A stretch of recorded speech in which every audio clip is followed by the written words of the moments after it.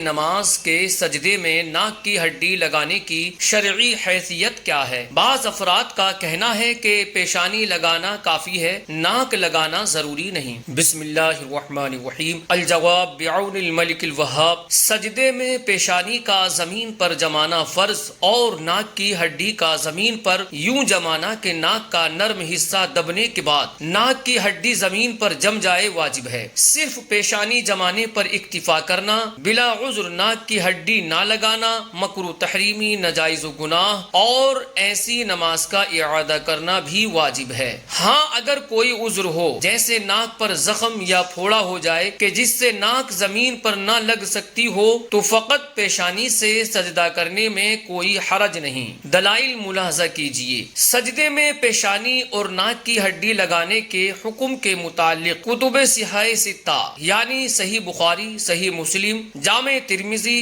سنن ابی داود، سنن نسائی اور سنن ابن ماجہ میں ہے کہ رسول اللہ صلی اللہ علیہ وسلم نے ارشاد فرمایا، مجھے 7 ہڈیوں، نمبر 1 پیشانی، اور ساتھ ہی رسول اللہ صلی اللہ علیہ وسلم نے اپنے ہاتھ سے اپنی ناک کی طرف اشارہ فرمایا، نمبر 2 اور 3 دونوں ہاتھوں، نمبر 4، 5 اور دونوں گھٹنوں، نمبر 6 اور 7 اور دونوں قدموں کے کناروں پر سجدہ کرنے کا حکم دیا گیا ہے، اور یہ کہ ہم نماز پڑھتے ہوئے کپڑے اور بال نہ سمیٹے۔ ناک کی ہڈی لگانے پر مواظبت اختیار کرنے کے متعلق جامع ترمذی، صحیح ابن حبان، سنن ابن ماجہ، سنن الکبریٰ للبہقی، شرح سنہ للبغوی، شرح معانی الاثار للطحاوی میں ہے کہ حضرت ابو حمید ساعدی رضی اللہ تعالی عنہ سے مروی ہے، وہ فرماتے ہیں کہ بے شک رسول اللہ صلی اللہ علیہ وآلہ وسلم جب بھی سجدہ کرتے تھے تو اپنی ناک اور پیشانی کو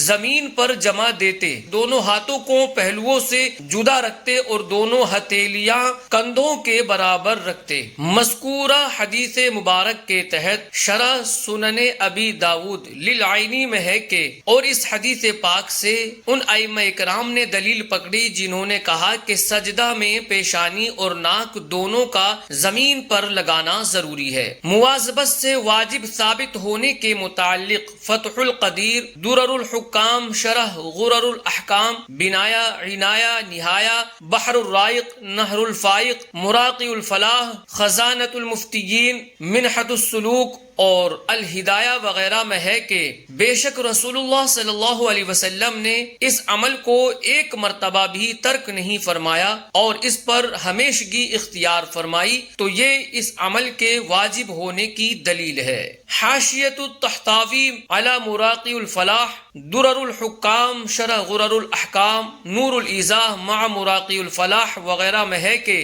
سجدے میں ناک کی سخت ہڈی کا لگانا واجب ہے، کیونکہ رسول اللہ صلی اللہ علیہ وآلہ وسلم نے اس پر ہمیشگی اختیار فرمائی ہے۔ سجدے میں ناک نہ لگانے کی صورت میں نماز کامل نہ ہونے کے متعلق سنن دارقطنی، کنز العمال، مصنف عبد الرزاق، الجامع الکبیر للسیوطی، مصنف ابن ابی شیبہ، سنن الکبریٰ للبہقی اور المراسیل لابی داود میں ہے کہ حضرت ابن عباس رضی اللہ تعالی عنہما سے مروی ہے، وہ فرماتے ہیں کہ بے شک رسول اللہ صلی اللہ علیہ وآلہ وسلم نے ایک شخص کو نماز پڑھتے دیکھا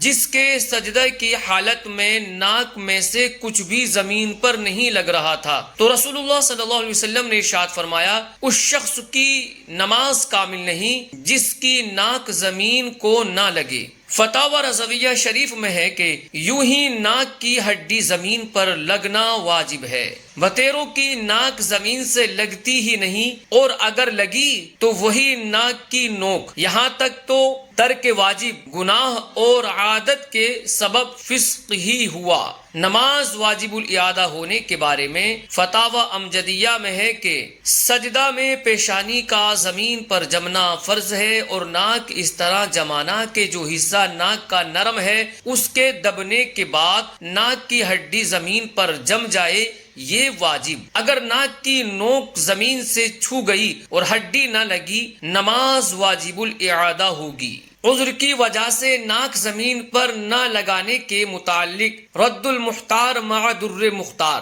الجوہرۃ النیرہ، فتح القدیر اور فتاوی عالمگیری میں ہے کہ اگر عذر کی وجہ سے ان دونوں یعنی ناک اور پیشانی میں سے کسی ایک کو سجدہ کی حالت میں زمین پر نہ لگایا تو مکروہ نہیں۔ واللہ اعلم تبارک و تعالی ورسولہ اعلم صلی اللہ علیہ وسلم۔